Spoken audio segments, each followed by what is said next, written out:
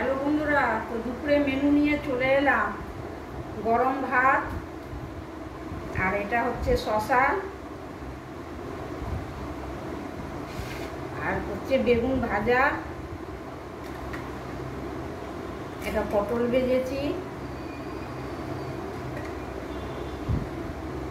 আর হচ্ছে এটা হচ্ছে চাল বেটে, চালটা ভিজিয়েছিলাম বেটে, আর এটা খোসা আলু খোসা দিয়ে এটা ফ্রাই করেছি। তো এটা খুব মুচমুচে হয়, এই যে এটা ক্রাঞ্চি হয়, এটা খেতে খুব ভালো লাগে।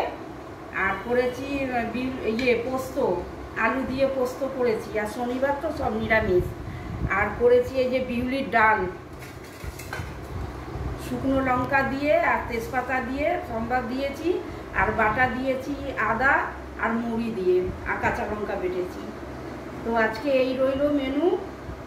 আর ভিডিওটা যদি ভালো লাগে তাহলে লাইক, শেয়ার, সাবস্ক্রাইব করে দিও।